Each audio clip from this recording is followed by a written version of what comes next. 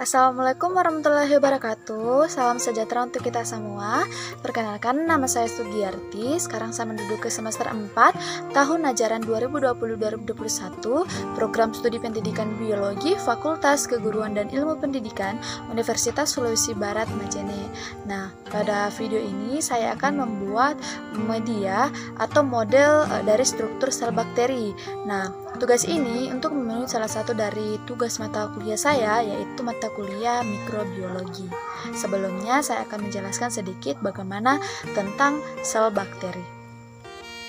Nah, pada struktur bakteri itu dibagi menjadi dua bagian. Ada struktur dasar atau internal dan juga struktur tambahan atau eksternal. Pada struktur dasar itu meliputi dinding sel, membran plasma, sitoplasma, ribosom, DNA, dan juga granula. Sedangkan pada struktur tambahan atau eksternal itu meliputi kapsul, flagella, dan juga pilus atau fimbria. Nah, itu tadi sedikit penjelasan mengenai struktur dari sel bakteri. Sekarang saya akan memperkenalkan bahan-bahan yang saya gunakan.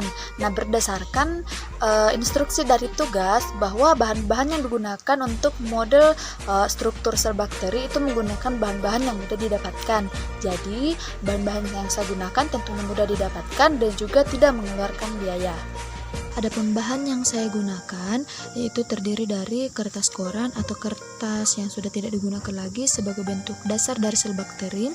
Kemudian ada pita sebagai flagel, ada karet gelang sebagai kromosom, ada benang wol sebagai pili atau pilus, ada besi yang berbentuk huruf D yang saya gunakan sebagai plasmid, kemudian ada manik-manik berwarna kuning sebagai granula dan yang berwarna hitam sebagai sitoplasma. Dan untuk pewarnanya ada warna-warna hijau dan juga warna merah. Baiklah, untuk pembuatannya pertama kita siapkan kertas koran atau kertas yang sudah tidak digunakan lagi. Kemudian diberi air untuk dihaluskan sehingga menghasilkan bubur kertas. Nah, berikut adalah caranya. Selanjutnya, setelah teksturnya sudah berbentuk seperti bubur, maka kita letakkan di atas wadah lalu kemudian dibentuk sesuai dengan bentuk dari struktur sel bakteri. Setelah dibentuk di atas wadah sesuai dengan struktur sel bakteri, kemudian dikeringkan. Nah, untuk pengeringannya dibutuhkan beberapa hari sehingga kadar air pada bubur kertas tersebut berkurang. Berikut adalah hasil yang sudah didapatkan setelah beberapa hari dikeringkan. Nah, kemudian setelah dikeringkan kita akan memberikan bagian-bagiannya sesuai dengan struktur dari sel bakteri. Baiklah, langkah pertama kita akan memberikan pewarnaan pada bagian di dalamnya, yaitu menggunakan warna hijau.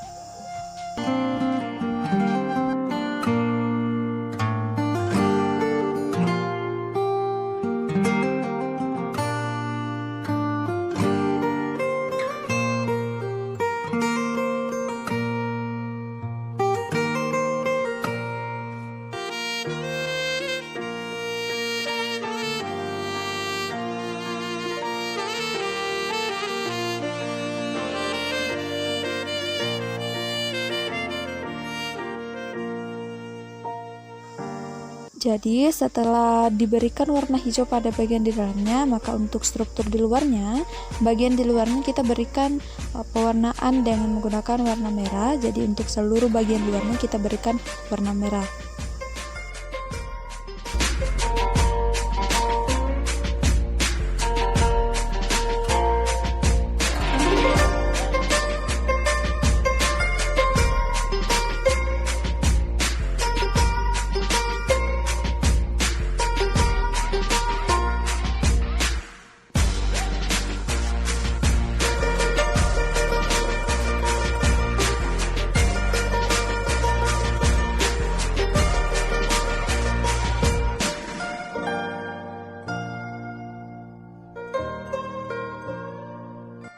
Setelah diberikan warna dasar, kemudian didiamkan beberapa menit, baru kemudian diberikan bagian-bagian dari struktur sel bakteri.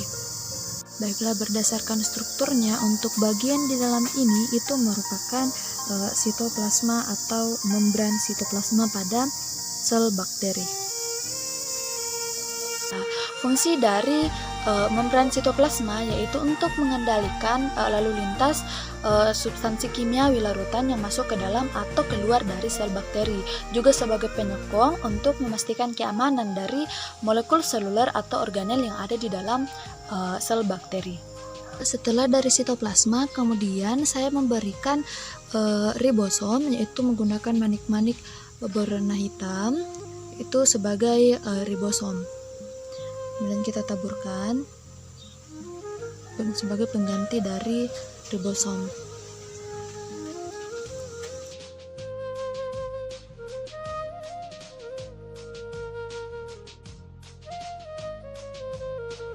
Baiklah, selanjutnya bagian kedua yaitu ribosom. Nah, ribosom ini itu adalah RNA protein dalam sel bakteri yang memiliki fungsi sebagai tempat berlangsungnya biosintesis protein atau tempat berlangsungnya sintesis protein.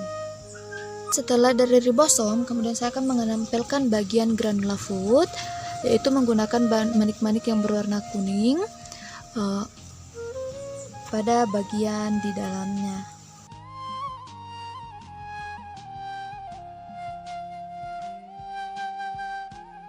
Baiklah, untuk bagian selanjutnya yaitu granula. Nah, granula ini itu adalah tumpukan dari substansi kimiawi yang memumpuk sehingga membentuk granula. Nah, pada bakteri, granula ini berfungsi sebagai tempat penyimpanan cadangan makanan. Baiklah, setelah granula, kemudian kita akan menempelkan bagian plasmid. Bagian plasmid yang saya gunakan yaitu besi yang berbentuk huruf D, kemudian kita tempelkan pada bagian sini. Ini adalah bagian dari plasmidnya. Oke, baiklah, untuk bagian selanjutnya yaitu bagian plasmid. Nah, plasmid ini itu dalam bentuk DNA. Nah, DNA pada bakteri atau plasmid pada bakteri itu memiliki fungsi sebagai pembawa gen pada bakteri, pembawa gen yang penting bagi bakteri. Tetapi dalam tanda petik bahwa hanya untuk sifat tertentu saja. Setelah plasmid, kita akan menampilkan bagian kromosom, yaitu menggunakan karet.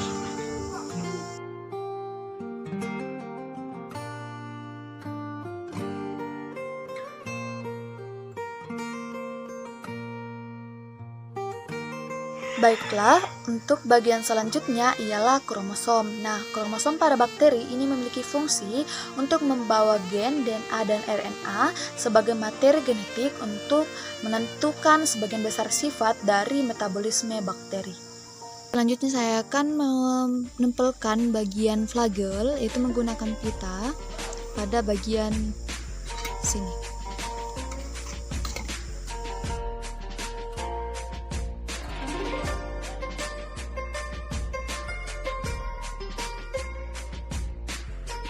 Baiklah, untuk bagian selanjutnya yaitu saya telah memberikan atau menempelkan pada bagian flagel. Nah, flagel ini berfungsi sebagai alat gerak pada bakteri atau memungkinkan terjadinya motilitas atau pergerakan pada sel bakteri. Untuk selanjutnya saya akan menempelkan bagian pili itu menggunakan benang wool pada setiap pinggirannya.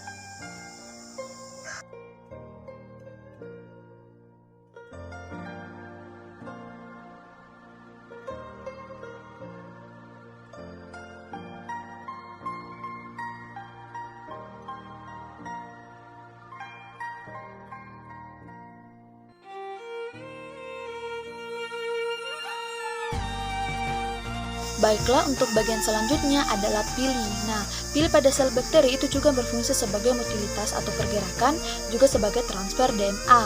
Nah, pili dan flagel itu sebenarnya hampir sama, tetapi jumlah flagel pada sel bakteri itu jumlahnya sedikit. Nah, selain itu, pili juga memiliki fungsi sebagai alat untuk melekatkan antara sel satu dengan sel yang lain. Nah, sekarang saya akan menjelaskan dari ketiga lapisan, yaitu lapisan berwarna merah, putih, dan hijau. Nah, yang bagian di atas ini.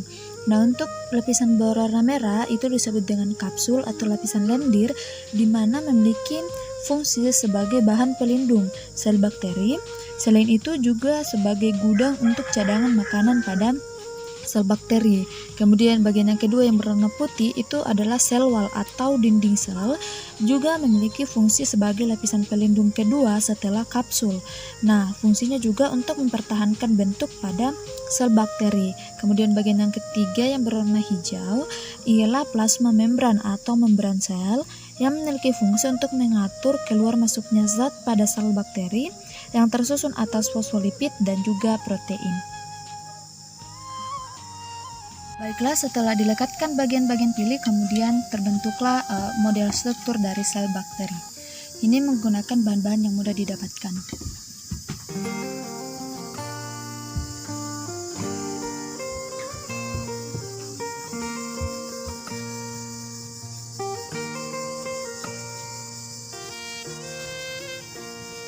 Itulah tadi video mengenai cara membuat model struktur dari sel bakteri menggunakan bahan-bahan yang sederhana. Semoga video ini memiliki manfaat untuk kita semua. Dan jangan lupa untuk di like, subscribe, serta di-share teman-teman. Dan saya akhiri, wassalamualaikum warahmatullahi wabarakatuh. Salam sejahtera untuk kita semua. Terima kasih.